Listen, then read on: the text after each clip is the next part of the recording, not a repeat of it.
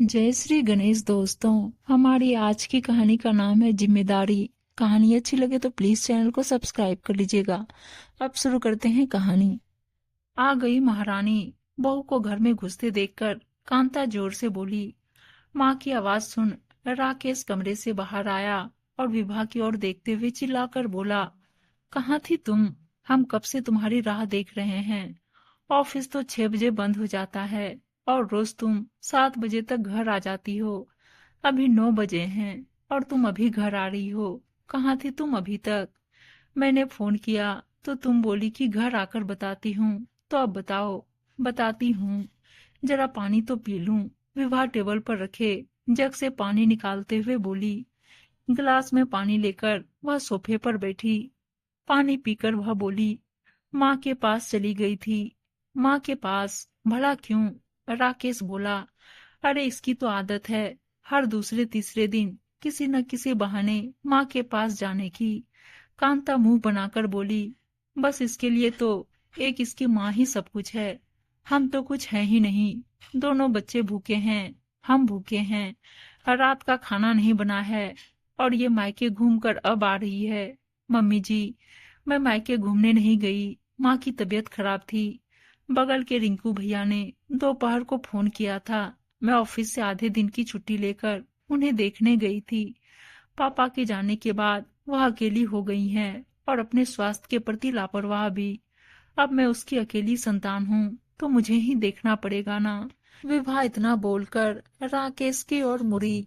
मैं जानती थी कि आप लोगों को तो फुर्सत मिलेगा नहीं और सदा की भांति आप मेरे साथ तो चलेंगे नहीं, इसीलिए मैं अकेली चली गई। सोचा था 7 बजे तक आ जाऊंगी, पर माँ को डॉक्टर से दिखाने दवा देने में कुछ देर हो गई। मैं तो वहां रुकना चाहती थी, पर रिंकू भैया और उनकी माँ को रात में देखने को कहकर आ गई। अरे तुम तो माँ के पीछे ही लगी रहती हो। हमारी परेशानी का तो तुम्हें कुछ ध्यान ही नहीं। तुम फोन से रिंकू भैया को ये सब करने को बोल देती।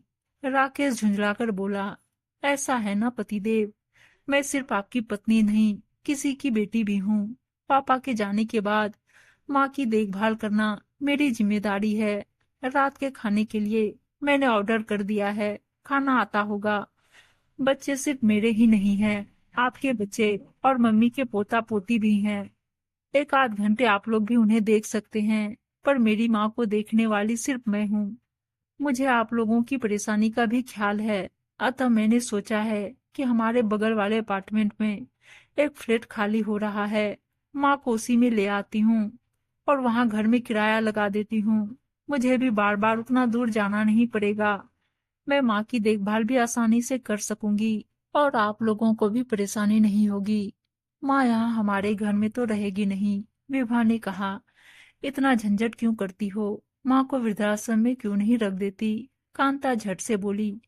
विभा ने गंभीरता से कहा, मम्मी जी, बीमार तो आप भी पड़ती ही हैं। आपके कारण भी हमें कुछ परेशानियां होती है। फिर भी आप राकेश की माँ हैं। मैं भी आपको सदा माँ ही समझती हूँ। जैसे आप राकेश की माँ हैं, वैसे ही वह मेरी माँ है। जैसे आपकी देखरेख राकेश की जिम्मेदारी है, वैसे ही मेरी माँ की देखरेख मेरी जिम्मेदारी है। क्या मैंने आपको वृद्धाश्रम भेजने की बात कभी की? फिर मेरी माँ के लिए ऐसी बात क्यों? थोड़ा रुककर विभा राकेश से बोली, मैं सदा आपकी सारी जिम्मेदारी निभाने में आपका साथ देती हूँ, तो क्या आप मेरी इस जिम्मेदारी निभाने में मेरा साथ नहीं दे सकते? कहते कहते विभा का गला रूंध गया और वह चुप हो गई। तुम ठीक कहती हो, तुमने सदा मेरा साथ दिया है। मैं भी तुम्हारी इस जिम्मेदारी निभाने में तुम्हारा साथ दूंगा। राकेश उसके कंधे पर हाथ रखते हुए बोला, हाँ बहू, तुम ठीक कह रही हो। मैं एक माँ होकर दूसरी माँ की पीड़ा न समझ सकी। मुझे माफ कर दो और राकेश के साथ जाकर अपनी माँ को यहाँ ले आओ। कांता बोली, मम्मी आप बहुत अच्छी हैं, मुझसे माफी ना मांगो, आशीर्वाद दें। विभा उनके पैर छूकर बोली। कांता ने उसे गले लगा लिया और विभा खुशी खुशी ये खबर माँ को फोन पर देने के लिए अपने कमरे की तरफ बढ़ गई। उम्मीद है दोस्तों कहानी अच्छी लगी होगी और अच्छी अच्छी कहानियां सुनने के लिए चैनल को सब्सक्राइब और वीडियो को लाइक शेयर जरूर कर दीजिएगा। धन्यवाद दोस्तों।